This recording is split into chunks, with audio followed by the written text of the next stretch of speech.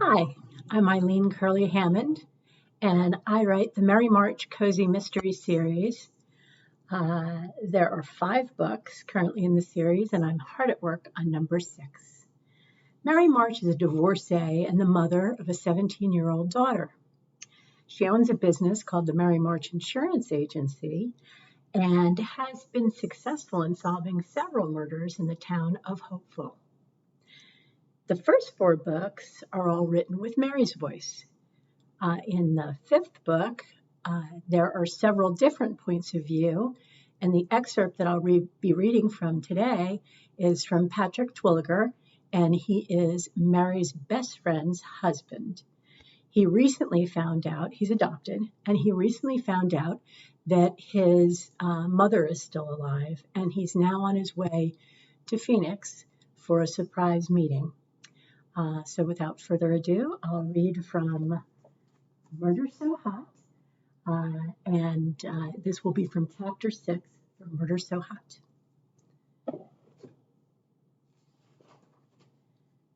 My mother. How odd to think of someone other than my adoptive mom that way. It's been 41 years since she gave me up, and if she had tried, she could have found me. After all, she married my father after giving me up. Between the two of them, they should have searched for me. I shook 2 aspirin into my hand and popped them in my mouth, draining what was left of the water in my cup. The flight attendant maneuvered the cart down the aisle, collecting trash. I handed her the empty. Just before 5 Phoenix time, should I go to the hotel first, or should I meet my mother? The flight attendant's voice came over the loudspeaker. In preparation for landing, please make sure that all carry-ons are stowed, your tray tables are in the upright and locked position, and your seatbelts securely fastened. Baggage claim in Phoenix is always such a mess. I'll have plenty of time to decide later. The plane landed, and I joined the throng jostling to get off. As per usual, the baggage claim carousel number changed 3 times while I waited. I grabbed my bag and walked out the door. The heat took my breath away. I felt as if I were opening the door to hell. Why on earth was I in Phoenix in the summer? As I hopped on the rental car bus and was eventually deposited by a generic car where I stowed my luggage, turned on the air conditioner and stared at the navigation screen. Hotel or mother? I typed in my mother's address. I'd survey the scene and then decide. The house was a sprawling Spanish hacienda with manicured gardens, a red-tiled roof, and a great view of Squaw Peak. It had to be all of 8,000 square feet sitting on at least 2 acres of land. My mouth dropped. She must have money. My foot hit the brake and I came to a stop just past the front walkway. My mouth felt like I'd been traveling for days in the Sahara, so I took a quick sip of water and pushed open the door. There's no time like the present to be rejected. Maybe I could get a red-eye and be back with the kids and Patty tomorrow. I trudged to the beautiful arched front door, which was surrounded by flowering red bougainvillea. It was set in an alcove with some kind of pale marble tile and blue accents. Patty would love this. I took a deep breath, shut my eyes, and pressed the doorbell. A petite woman with carefully coiffed white hair and piercing blue eyes answered. My heart raced. She was shorter and chicer than I had imagined, and finally coming face to face with her, I felt like I had been hit by a Mack truck. My jaw dropped. Yes? Her eyes widened as she clutched her chest and staggered back. Frank? No, it can't be. Frank's dead. I reached my hand out to steady her. My name is Patrick Twilliger. I'm your son. She paled and gasped. I need to sit down. She led me to a cozy sitting room on the left-hand side of the front door. I'm so sorry. I didn't mean to just blurt it. She collapsed onto one of the white-facing sofas, fanning herself with one hand. Would you like water? I'm sure I'd be able to find. Just give me a moment. I focused on the ebony-stained bookcases and watercolors decorating the walls and tried to slow the racing of my heart. I wiped the sweat from my hands onto my pants and tried to figure out what to say. I blurted, It's a beautiful room. Color crept back into her face. It's such a shock. You look just like your father did at your age. Her head tilted. Of course he had brown eyes. Yours are blue like mine.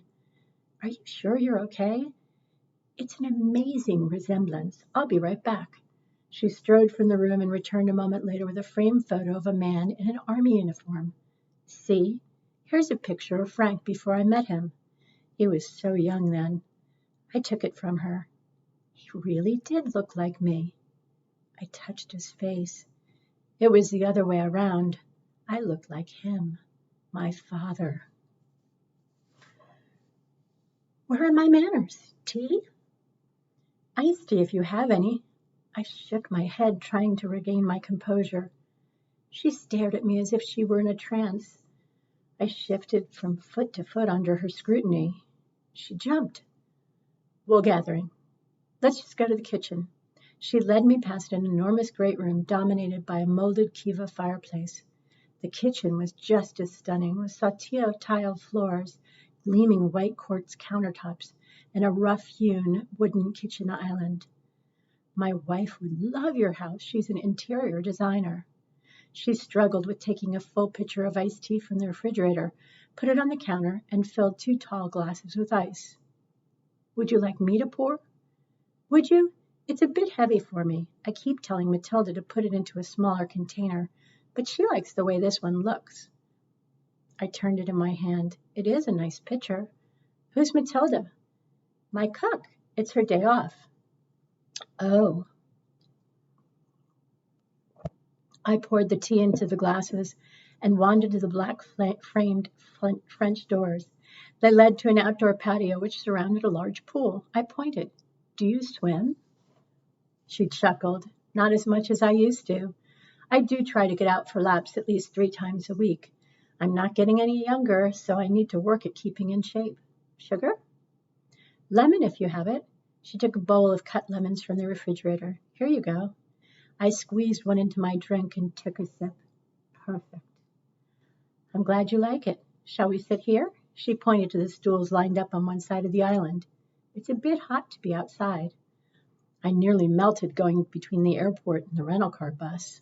I sat and she joined me, hands worrying, and then suddenly she reached out and touched my face. I jerked back. Her face looked stricken. It's just such a shock. I can't believe you're here in my kitchen. I've dreamed of this so many times. She put her hand in her lap. I touched it. It's okay. You just took me by surprise. She sat up and she squared her shoulders. There are probably some important questions I should ask, but most are so mundane, like, what do you do? Do you have children? Where do you live? How did you find me? She laughed. I don't think I've ever asked so many questions in a string before. Her eyes welled. Let me see if I can remember them all. I sell cars for a living. Patty and I have 4 kids, and we live in a small town called Hopeful. 4 grandchildren I didn't know I had. She stared out the window.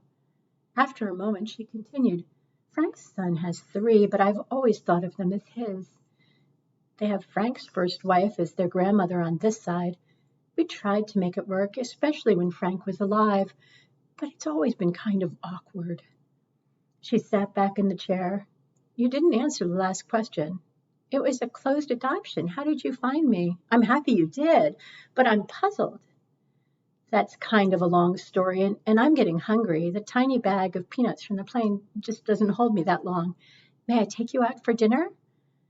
If you're up for it, there's a Mexican place not too far. I hope you don't mind driving. I prefer to leave that to others when I can. The front door opened and a woman called, Helen, are you here? A trim, good-looking blonde in her late 20s, wearing shorts and a t-shirt, strode into the kitchen. I saw great avocados at the market, and they just had your name written all. Oh, I'm sorry. I didn't realize you had company. I stood and held out my hand. Patrick Twilliger. She shook it. Katie, this will surprise you, but Patrick is my son. I opened the door, and there he stood after 41 years. Tears rolled down her cheeks. I never thought I'd see the day. I thought he was gone forever. I didn't realize you had a son. Helen pulled the tissue from her pocket and dabbed her eyes.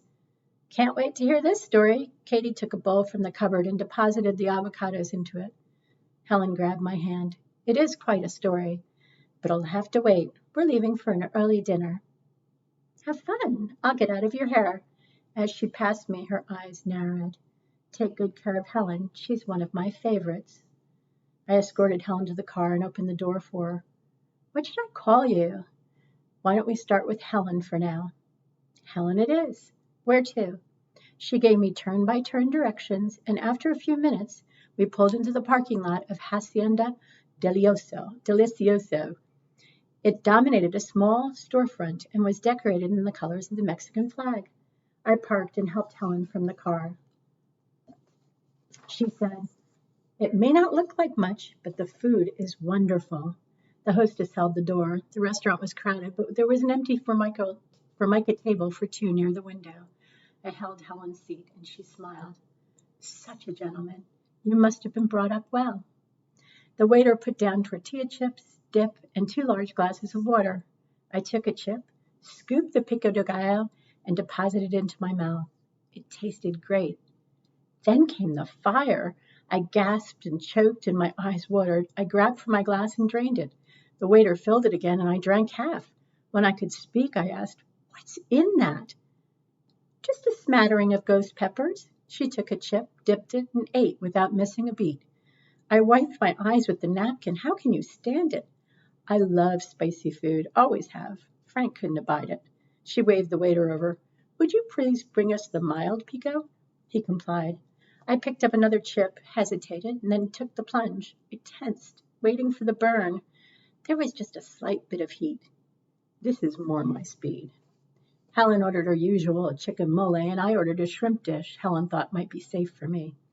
After the waiter left, she touched my hand. How did you find me? My wife ordered a DNA testing kit for my birthday. I swabbed the insides of my cheeks and sent it away for analysis. Do you know how that works? Vaguely, I've seen commercials for it. The results are pretty general. They tell you where your ancestors came from. My results showed Northern Europe, and the biggest percentages were from Ireland, England, and the next highest was from Germany, France. Helen's head tilted. That sounds right. Next, I opted in for any relatives to contact me, and then James reached out.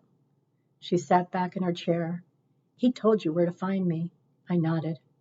But I talked to him 2 nights ago, and he didn't mention anything. I told him I wanted to tell you myself. She put her hand on my arm. I'm glad. Our dinners arrived. My shrimp were perfectly cooked with just a tiny kick. After the dinner plates were cleared and I had ordered a flam, Helen cleared her throat. I guess you want to know what happened, why I gave you up. I've always wondered, but I didn't want to rush you, if you're not comfortable. It was the toughest decision of my life. She coughed and took a sip of water. I was older and had given up on finding love, but then I met your father.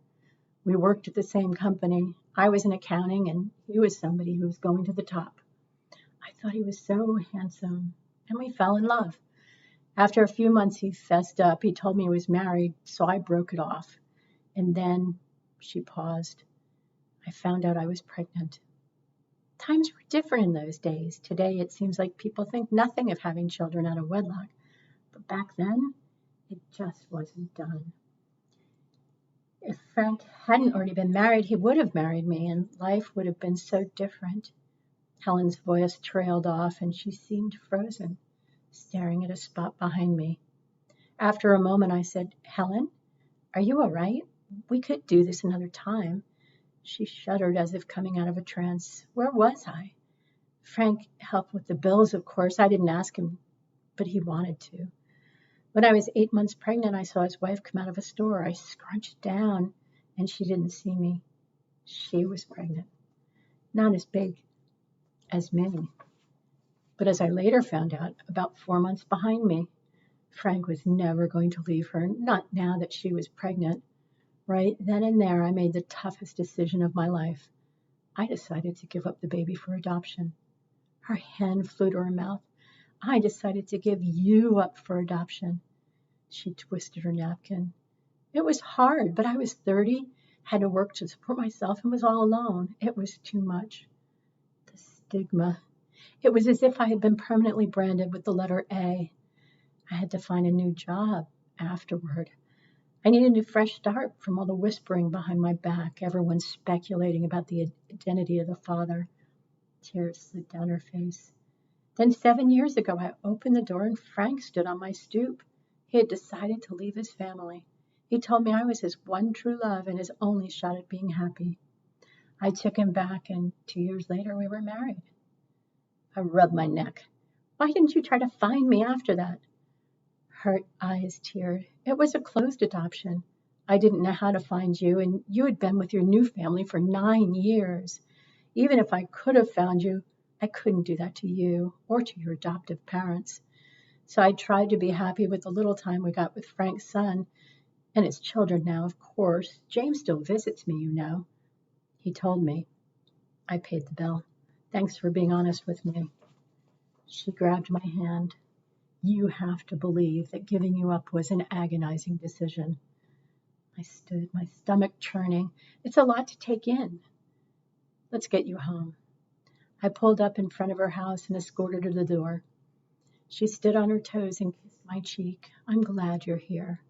Where are you staying? The Phoenician. My boss has a connection, so they gave me a deal. She said, That's nice. If you want to save even more money, you could think about staying here. Let's take our time and get to know each other. I patted her arm.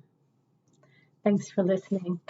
Again, this was from Chapter 6 of Murder So Hot, and my name is Eileen Curley Hammond. Thanks.